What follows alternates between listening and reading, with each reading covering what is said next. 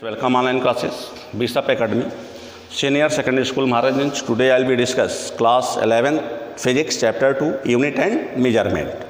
Students, आज के इस वीडियो में हम लोग मेजर करेंगे कि एक professor W.S. Franklin used to the say that the most important things for a young man to the acquire from his first course in the physics is an appreciation for the precise details. Thus the need of accurate measurement traced. On the contrary, Sir A. Eddington once remarked the life would be the extended and narrow of the could fill up the significance in the world around us beyond the which can be weighted and measured with the tools of the physics are described by the symbol of the mathematics. तो हमने जैसे कि पहले बात किया था कि हमारे जो फंडामेंटल्स हैं, फंडामेंटल यूनिट में पहला हमने क्या लिया था, मास लिया था। दूसरा क्या लिया था हमने, लेंथ लिया था। थर्ड हमने क्या लिया था, टाइम लिया था। फोर्थ हमने क्या लिया था, इलेक्ट्रिक करंट लिया था, इलेक्ट्रिक करंट। पांचवा हमने क्या लिया था, टेम्परेचर लिया था, टेम्परेचर। छठवां हमने क्या लिया था, इंटेंसिटी लिया था, इंटेंसिटी ऑफ लाइट लिया था, इंटेंसिटी ऑफ लाइट लिया था। और सातवां हमने लिया था मास ऑफ सबस्टेंस। तो मास ऑफ सबस्टेंस, तो ये हमारे तो फंडामेंटल यूनिट्स हो गए। अब ये फंडामेंटल जो हमारे टर्म्स हैं, जो फंडामेंटल क्वांटिटीज हैं, दिन के जो यूनिट्स हैं उनको हम लोग फंडामेंटल यूनिट कहते हैं। तो मास का यूनिट क्या हो गया, किलोग्राम। लेंथ का क्या हो गया, मीटर। टाइम का क्या हो गया, सेकेंड। इलेक्ट्रिक करंट का क्या हो गया, एम्पियर हो गया। टेम्परेचर का केल्विन हो गया। इंटेंसिटी ऑफ लाइट का कैंडेला हो गया। और मास ऑफ सबस्टेंस का मोल हो गया। तो ये कह रहा है कि इसमें एक careful way to need of the fundamental terms and their units. तो अब उसमें आ गया कि उसके एक्यूरेसी को, उसके मेजरमेंट प्रोसेस को हम कैसे मेजर करते हैं। तो ये quantity that can be measure and in term of which law of physics and describe is called physical quantity. तो ये जो हमारे फिजिकल क्वांटिटी हैं, तो हम जैसे मास को किस में मेजर करेंगे, किलोग्राम में। लेंथ को किस में मेजर करेंगे, मीटर में। टाइम को करेंगे सेकेंड में। करंट को एम्पियर में। तो ये कंडीशंस हमारे हैं, इसी को हम लोग डिफाइन करते हैं। जब वर्ड में बोलते हैं तो होता है कि ये quantity that can be measure and in a term of which law of physics are described is called a physical quantity, as like length है, mass है, time है, force है, velocity है, distance है, displacement है। तो ये सारे हमारे क्वांटिटी हैं। तो इसमें अब हमारा प्रोसेस आता है द मेजरिंग प्रोसेस, कि जो हमारा मेजरिंग है उस मेजरिंग का प्रोसेस क्या होता है, उसका कैरिकुलम क्या होता है, कैसे हम किसी सब्सटेंस को मेजर करते हैं।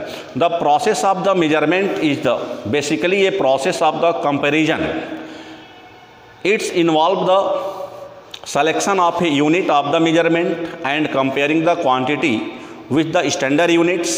The standard chosen should be same nature as that of the quantity the measure. For example, unit of length है to the terms of the length, as similarly unit of the mass to be the measure in the term of kilograms.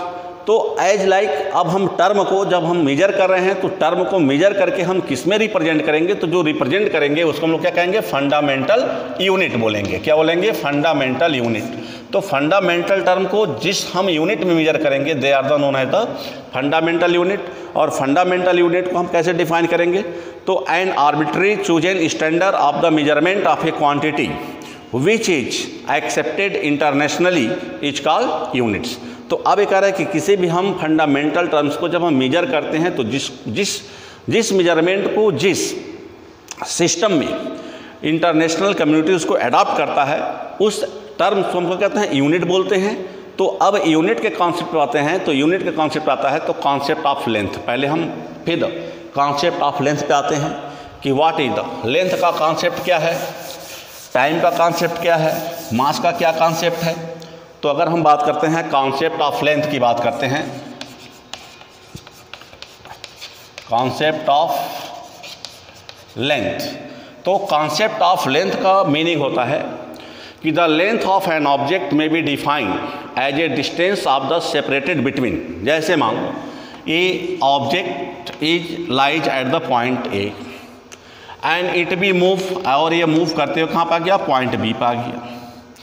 तो that means length of an object be define the distance of separation between any two point at the extreme end of the object. तो अगर कोई object किसी एक initial point से चलकर के जब किसी फाइनल पॉइंट पे पहुंचता है तो उनके बीच का जो सेपरेशन, जो डिस्टेंस होता है, they are the measure the unit as like metre और सेंटीमीटर। जैसे अभी हम एसआई और सीजीएस की बात कर रहे थे।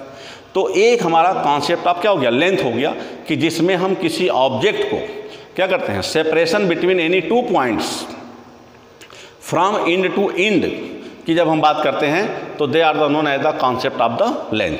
तो कॉन्सेप्ट ऑफ लेंथ का मीनिंग हो गया कि length of an object may be define as the distance of separation between two points at the extreme end of the object. तो कहाँ से चला और कहाँ पर वो एंड किया, तो उसके बीच का जो गैप है वो हमारा क्या हो गया, लेंथ ऑफ कॉन्सेप्ट हो गया। अब the most common unit of the length is the metre. तो अब जैसे मीटर हमने बात किया तो यह एसआई यूनिट हो गया। एसआई में तो हम इसको, एसआई में अब दो तरह का हो गया, एमकेएस हो गया और एक हो गया सीजीएस हो गया। तो अगर हम लेंथ को अगर एमकेएस सिस्टम में मेजर करते हैं तो इसको हम मीटर से मेजर करेंगे, सीजीएस में मेजर करेंगे तो हम लेंथ को सेंटीमीटर में मेजर करेंगे। तो अब ये हो गया कि कॉन्सेप्ट ऑफ द लेंथ हो गया। उसी तरह से एक पॉइंट आता हमारा कॉन्सेप्ट ऑफ टाइम। टाइम भी आता है। तो कॉन्सेप्ट ऑफ टाइम का केस क्या होता है, तो कॉन्सेप्ट ऑफ टाइम का केस होता है कि according to Einstein time is the watch a clock reads. जैसे हम टाइम को कैसे देखते हैं, तो टाइम को हम देखने के लिए different type of watch, digital है या नॉर्मल क्लॉक है, उसका यूज़ करते हैं। तो अब इसमें होता है कि the concept of time is the very old, the idea of the passes of the time accreted first from the motion of the moon across the sky, then from the formation of day and night as a result of the rotation of earth around its axis and so on. Today even a child is familiar with what time is, but it is very difficult to define the time precisely. तो इसमें हम बात करते हैं कि एक Einstein ने अपना एक ओपिनियन दिया था। तो अकॉर्डिंग टू आइंस्टाइन की अगर हम बात करें तो according to Einstein time is watch a clock reads. तो टाइम को हम मेजर करते हैं किससे, क्लॉक से। और in fact any phenomena that the repeats itself regularly can serve as a measure of time. तो आइंस्टाइन का ओपिनियन था कि हम टाइम को मेजर करने के लिए वॉच का यूज करते हैं और टाइम का एसआई यूनिट और सीजीएस यानी एमकेएस और सीजीएस दोनों यूनिट का लिखा था, सेकेंड लिखा जाता है। Second is the SI and MKS and CGS unit of the time. अब इसमें दिया है कि definition of the fundamental units and supplementary units. तो अब यहाँ पे जैसे कि जो डेफिनेशन था तो हमने बताया था कि हमारे 7 फंडामेंटल यूनिट्स हैं। 7 फंडामेंटल यूनिट्स में हमारा पहला टर्म क्या था, मीटर था। क्या था, metre. And metre is the unit of length, और मीटर किसका यूनिट है, लेंथ का है। तो 1 मीटर, व्हाट इज 1 मीटर, तो the standard metre is the exactly equal to the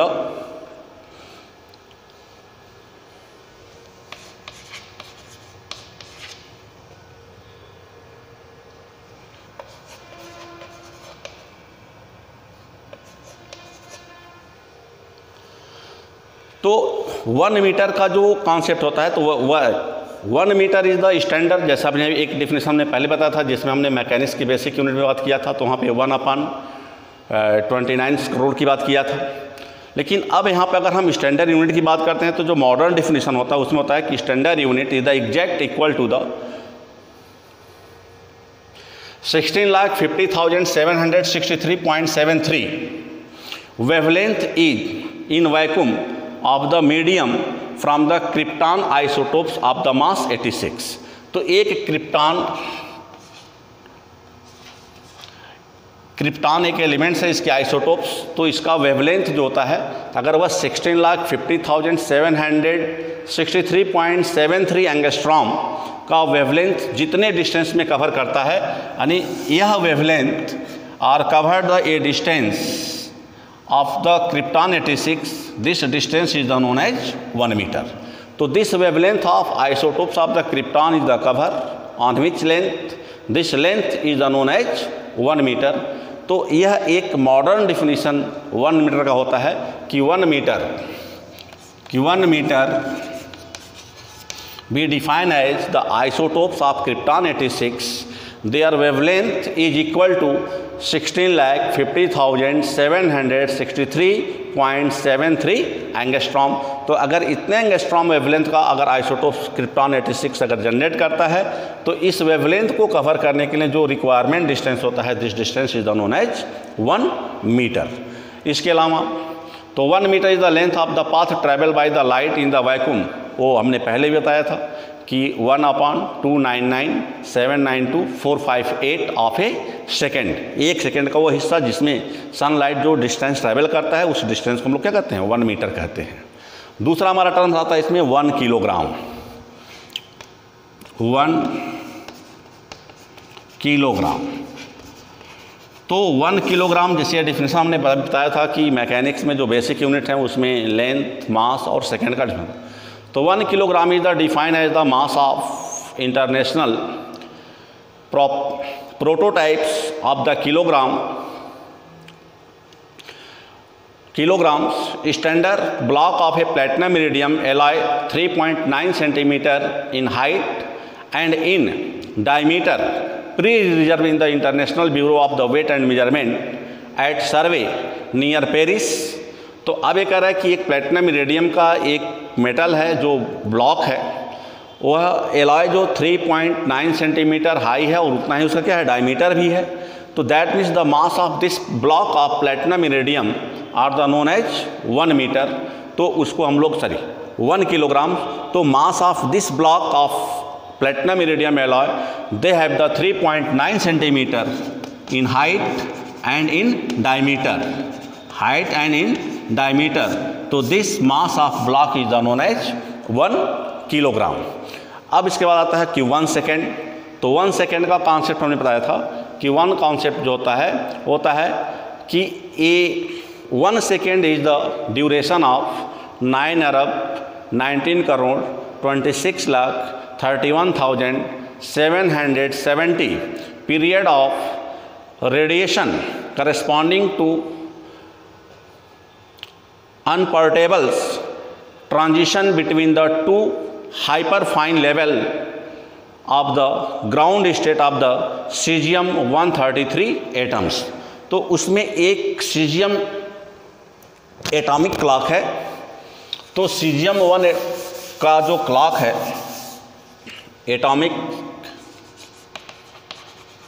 atomic caesium clock 133 उसका नाम है। तो अब ये कह रहा है कि दैट मीन्स 9 अरब 19 crore 26,31,770 period of radiation corresponding period of radiation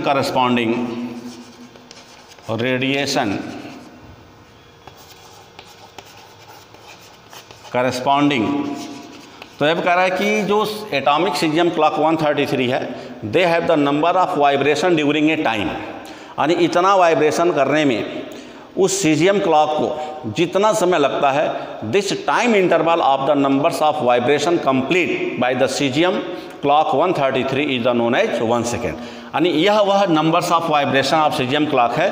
तो इतने वाइब्रेशन 9 अरब 19 करोड़ 26,31,770 9 अरब 19 crore 26,31,770 periods of vibration are the time taken is the known as 1 second। तो इतने नंबर्स ऑफ वाइब्रेशन को कंप्लीट करने में सीजियम एटॉमिक क्लॉक 133 को जितना टाइम लगता है this time is the known as 1 second. तो 1 सेकेंड के बाद अब हम लोग का आता है टर्म किस पे 1 एम्पियर पे आता है। 1 एम्पियर। तो 1 एम्पियर यानी ampere is the SI unit of the electric current. तो 1 एम्पियर क्या होता है? तो 1 एम्पियर भी define as the 2 electrical wires have a distance of 1 metre, दो इलेक्ट्रिकल वायर जिनके बीच की दूरी कितना हो, 1 metre. In both are the current भी फ्लो एंड ए फोर्स भी एक्सपीरियंस इंटू 2 × 10⁻⁷ न्यूटन्स। अब मान लो इसमें अगर दोनों पॉजिटिव टर्म्स हैं तो इसमें फोर्स ऑफ रिपल्सन होगा, अपोजिट हैं तो इसमें क्या होगा, अट्रैक्शन होगा। तो a adopted to the unit of electric current 1 ampere is the constant current which when maintain in each of the two straight parallel conductor of infinite length negligible cross section when 1 meters apart in vacuum shall produce a force per unit length of the 2 × 10⁻⁷ Newton per meter between the wire is the known as 1 ampere. यानी दो wire लें infinite length का, उनके बीच का gap कितना हो, 1 metre हो। अगर दोनों वायर में करंट फ्लो हो रहा है तो इनके बीच अगर फोर्स ऑफ अट्रैक्शन या रिपल्सन का जो रिजल्ट है वह 2 × 10⁻⁷ न्यूटन के इक्वल हो जाए तो we say that the current भी flow in wire is the 1 ampere. तो इस वायर में जो फ्लो करंट होगा वह 1 एम्पियर के इक्वल होगा। अब इसके बाद हम लोग आते हैं 1 केल्विन। तो kelvin is the SI unit of the temperature. तो 1 केल्विन क्या है, it was the adopted as the unit of temperature. 1 degree Kelvin is the fractional value of 1/273.16 of a thermodynamical temperature of the triple point of water।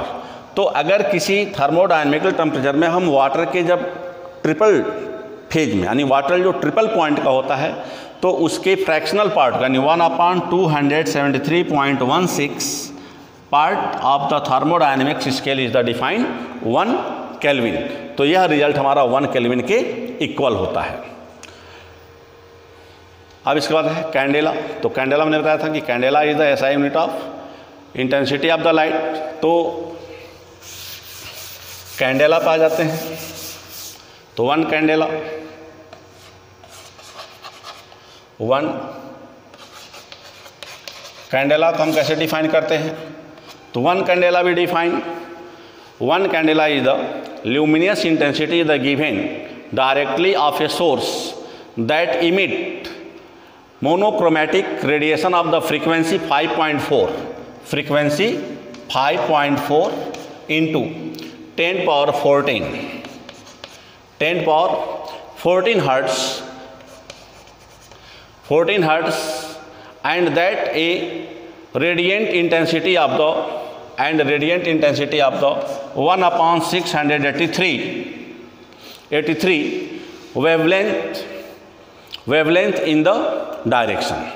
तो अब इसमें होता है कि 1 candela को हम डिफाइन कैसे करते हैं। तो 1 कैंडेला होता है कि रेडिएशन यानी एक मोनोक्रोमैटिक लाइट जिसका रेडिएशन ऑफ फ्रीक्वेंसी कितना हो 5.4 × 10⁻14 हर्ट्ज की इक्वल हो and did have a radiant intensity of the 1/683 wavelength is directly जो होता है this value is known as 1 candela.